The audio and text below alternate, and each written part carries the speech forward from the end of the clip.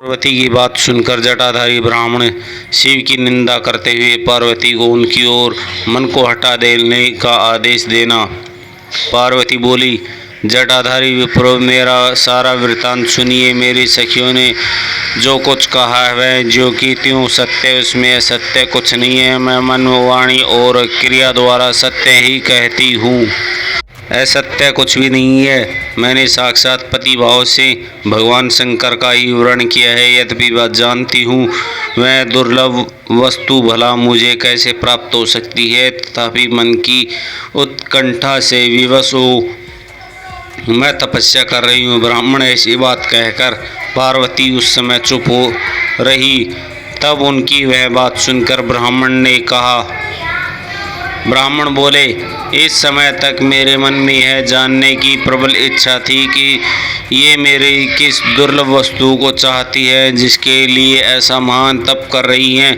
किंतु देवी, तुम्हारे मुखारविंद सब कुछ सुनकर उस अभिष्ट वस्तु को जान लेने के बाद अब मैं यहाँ से जा रहा हूँ। तुम्हारी जैसी इच्छा हो वैसा करो।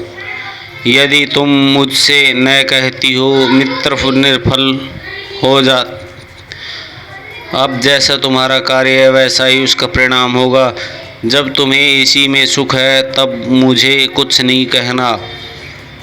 वह ऐसी बात कहकर ब्राह्मण ने ज्यों ही जाने का विचार किया, त्यों ही पार्वती देवी ने प्रणाम करके उनसे इस प्रकार कहा।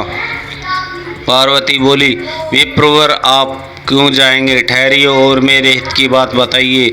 पार्वती के ऐसा कहने पर दंडधारी ब्राह्मण देव रुक गए और इस प्रकार बोले, देवी, यदि मेरी बात सुनने का मन है और मुझे भक्ति भाव से ठहरा रही हो तो मैं यह सब तत्व बता रही हूँ जिसमें तुम्हें हिताहित का ज्ञान हो जाएगा। महादेव, जिसके प्रति मेरे मन में गौरव वृद्धि है, अतः मैं उनको सब प्रकार से जानता हूँ। जो भी यथार्थ बात कहता हूँ तुम सावधान होकर सुनो। वृषभ चिन्ह से अंकित ध्वजा धारण करने वाले महादेव सारे शरीर में भस्म रमाए रहते हैं, सिर पर जटा धारण करते हैं, धोती की जगह बाघ का चर्म पहनते हैं और चादर की जगह हाथी की खाल ओढ़ते हैं। हाथ में भीख मांगने के लिए खोपड़ी लिए रहते हैं। झुंड के झुंड सांप उनके सारे अंग में लिपटे देखे जाते हैं। वे विष खाकर भी पुष्ट होते हैं। अभेक्ष बख्शी हैं, उनके नेत्र बड़े भद्दे हैं, उनमें देखने में डरावने लगते हैं। उनका जन्म कब, कहाँ और किसके हुआ है यह आज तक प्रकट नहीं हुआ। घर गृहस्थी के भोग से वे सदा दूर रहते हैं, नंगा धड़ंगा घूमते हैं और भूत प्रेतों के साथ रहते हैं। उनके 1 2 नहीं 10 भुजाएं हैं। देवी, मैं समझ नहीं पाता कि किस कारण से तुम उनके अपने पति बनाना चाहती हो। तुम्हारा ज्ञान कहाँ चला गया? इस बात को आज सोच विचार मुझे बताओ। दक्ष ने अपने यज्ञ में अपनी ही पुत्री सती केवल यही सोचकर नहीं बुलाया कि वह कपालधारी भिक्षु की भार्या है। इतना ही नहीं, उन्होंने यज्ञ में भाग देने के लिए सब देवताओं को बुलाया किंतु शंभु को छोड़ दिया। सती उसी अपमान के कारण अत्यंत क्रोध व्याकुल हो उठी। उसने अपने प्यारे प्राणों को छोड़ ही शंकर को भी त्याग दिया।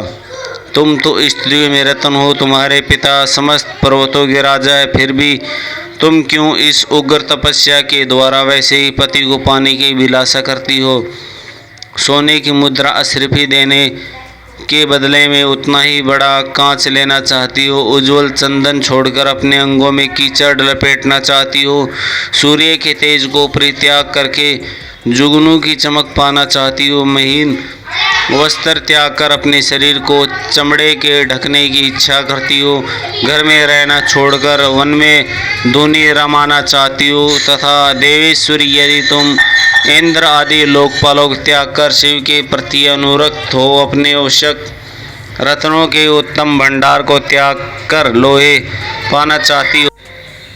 लोक में इस बात को अच्छा नहीं कहा गया। शिव के साथ तुम्हारा संबंध मुझे इस समय परस्पर विरुद्ध दिखाई देता है। कहा तुम जिसके नेत्र प्रफुल्लित कमल के समान शोभा पाते हैं, और कहाँ वे रुद्र जो 3 भद्दी आंखें धारण करते हैं। तुम तो चंद्रमुखी हो और शिव पंचमुखी हो गए। तुम्हारे सिर पर दिव्य वेणी सर्पिणी की शोभा पा रही है, परंतु शिव के मस्तक पर जो जटा जूट बताया जाता है वह प्रसिद्ध ही है। तुम्हारे अंगों में चंदन का अंगराग होगा और शिव के शरीर में चिता का भस्म। वहाँ तुम्हारा सुंदर मृदुल साड़ी, और कहाँ शंकर के उपयोग में आने वाली हाथी की खाल। कहाँ तुम्हारे अंग में दिव्य आभूषण, और कहाँ शंकर के सरोग में लिपटे हुए सर्प।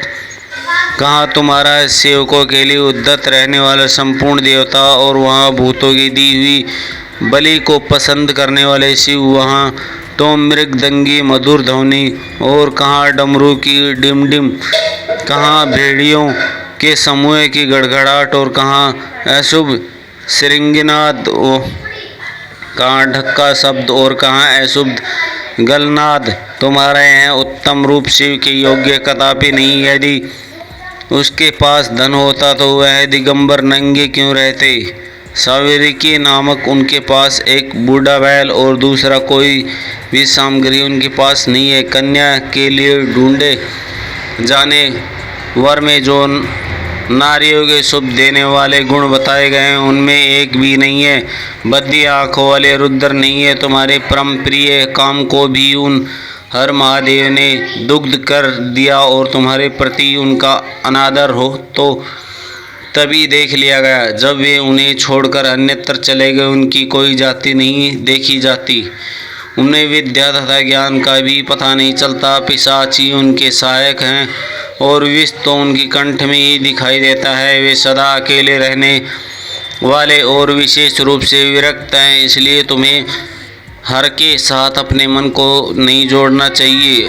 कहाँ तुम्हारे कंठ में सुंदर हार, और कहाँ उनके गले में नरमुंडों की माला। देवी तुम्हारे और हर के रूप आदि सब एक दूसरे के विरुद्ध हैं, अतः तुम्हें तो यह संबंध नहीं रुचता। फिर तुम्हारी जैसी इच्छा हो वैसा करो। संसार में जो कुछ भी है शब्द है वह सब कुछ तुम स्वयं चाहने। अतः मैं कहता हूँ कि तुम उस आसक्ति की ओर से अपने मन को हटा लो, अन्यथा जो चाहो वह करो, मुझे कुछ नहीं कहना। न ब्रह्मा जी कहते हैं, नारद यह बात सुनकर पार्वती शिव की निंदा करने वाले ब्राह्मण पर मन ही मन कुपित हो उठी और उनमें इस प्रकार बोली।